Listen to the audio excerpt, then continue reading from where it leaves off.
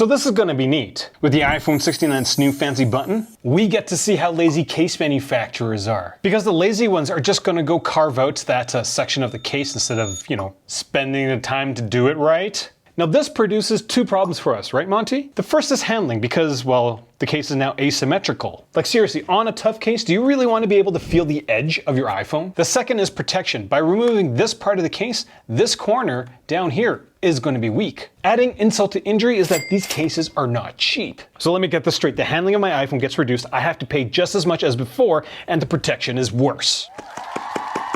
For the iPhone 16, I had to figure out how to deal with the case company's really bad design decisions. I came up with a test called the corner force test, which involves figuring how many newtons it takes to pop an iPhone out of the case. I set a threshold of 50 newtons, that was the cutoff, and most of these cases did not make that cutoff. This is number 5, it's the Urban Armor Metropolis LT. Now there's one thing this case can do that no other case in my top 5 can do. No, I'm not talking about the Kevlar finish, though it is nice. If you're looking for a lightweight, well-handling case, check out the Metropolis LT. Urban Armor Gear is one of the last holdouts in terms of buttons. They still use cutouts that are built into the edge of the case. They feel decent, but they're not close to the flow-through buttons that we're all used to now. Now Urban Armor Gear claims that this case is drop rated to 18 feet, which seems excessive. Maybe plausible because the corners are extra large, but I would feel comfortable dropping this case normally from, waist height, chest height. The design of the Metropolis isn't fancy. This is just basically a giant TPU frame with really big corners. The finish on the edges of the case are quite subtle and they're not terribly slick. So between the large corners, the decent edge, as well as the Kevlar back, this is a very grippy case. Now the Kevlar back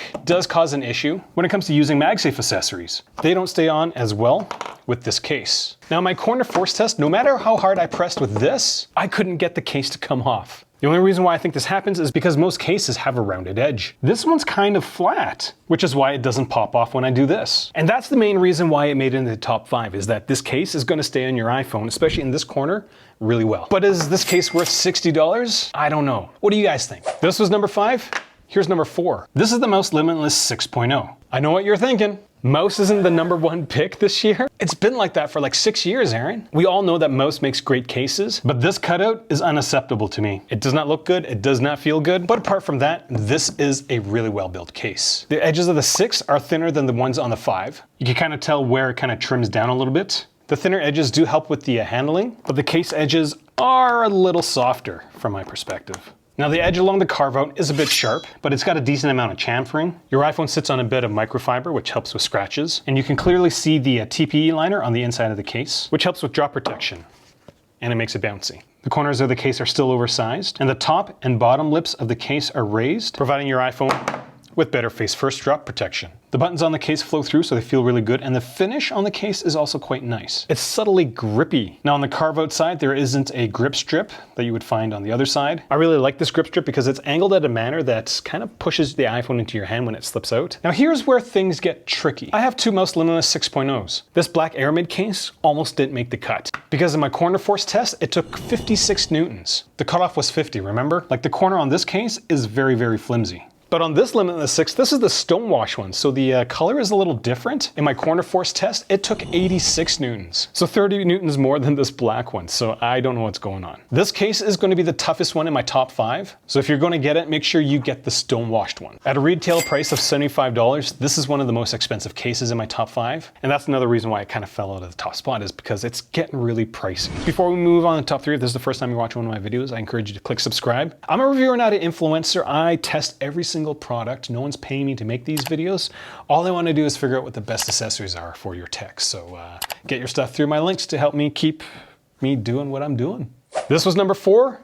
Here's number 3. It's the Spec iPhone case. This is one of the best handling cases out there, as there's ridges along the edge of the case, and then there's, I guess, more ridges, but they're like in the case on the back. So there's just a lot of stuff for your hands to hang on to. Now this case does have a soft rubber coating to it, but it's not tacky. Accessing your iPhone is done through these TPU buttons. They're a little squishy, so they're a little harder to press. And accessing your iPhone's new camera button is done through a cutout. Now, unlike most cases, the cutout is polycarbonate, not TPU, so the rigidity of this case is very high. Now this is a pretty unique TPU polycarbonate case, as the inside of the case has ridges formed in the TPU, and the TPU comes out in the corners. So with this setup, spec claims there's a drop protection rating of 13 feet. I'm gonna say specifically for the corners, because I've proved them wrong with a 13-foot facefoot drop, if you guys remember that. Now, eagle-eyed viewers will see this thing at the bottom of the case. This is a spec-specific feature. It's called the click lock. This feature only works with spec-specific MagSafe accessories. Basically, when these two parts meet, this plastic piece comes out, which makes the accessory really hard to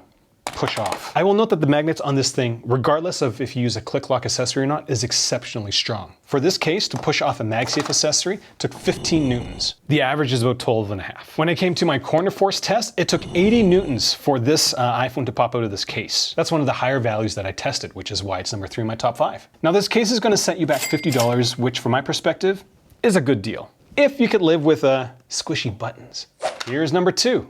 This is the Kodabi Synthesis. This was surprising to see, but it would have been first if it wasn't for one thing. Now, out of my current iPhone 16 case collection, this is one of the thinner cases. Now, this product's been updated from the iPhone 15. It's got floating buttons now. And Kodabi's added some impact protection ridges on the inside of the case. Now from a handling perspective, there's a grip strip along the edge, which is really nice. Kodabi went with a cutout for the camera button, and it's TPU, not polycarbonate like the last case. Now this is an issue for this case. It is for others, because the back of this case is extremely rigid. There is not a lot of flex. Because the polycarbonate's wrapped around the entire phone, the edges of the case are very, very stiff. So when you drop it face first, your iPhone's not going to come out. Now the reason why this case doesn't hit number 1 is the finish. It's very grippy, but it shows wear and tear really easily. Using a MagSafe product with this case is definitely going to leave a mark, which might not be a bad thing because this thing will patina like a leather product would. Now when it came to the magnets on the back of this product, they were extremely strong at 14 newtons. Again, it takes about 12.5 newtons on average. This thing's 14, so yeah.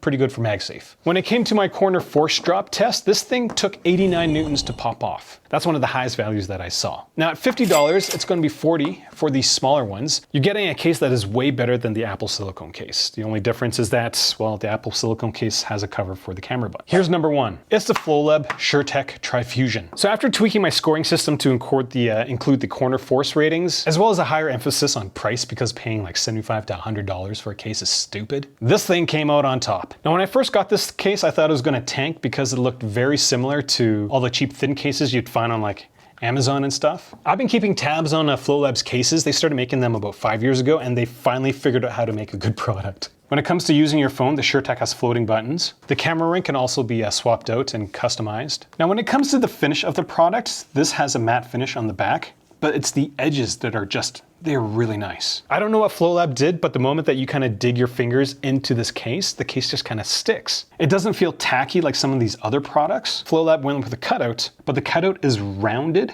Everyone else tends to have these edges on their product, but with the rounded buttons, the iPhone doesn't feel as asymmetrical. There's a good flow to the edge of this case. Now, another reason why this case is amazing, it's a triple layered case. Now, one of the things I was concerned about was going to be the edges, but because this is a triple layered case, the edges are really tight, which is going to help with a face first drop. Now, when it came to the corner force drop testing, this thing only got 65 newtons, which isn't super high, but still high enough that I feel comfortable doing this with my iPhone. So how much does it cost? The SureTech is going to set you back $30. Like, it's mind-boggling to see a company like FlowLab come out with a product like this for 30 bucks. Other triple layer cases, like Mouse is a triple layer case, they're pushing 75. So that's all I got for this video. Questions, comments, leave them down there. I will be doing another roundup, I think, in a few more months. I've only got 27 different cases, 26 different cases. With the iPhone 15s, I had about 200. So I'm still waiting for a lot of products to show up. So I will do an updated list in a few months.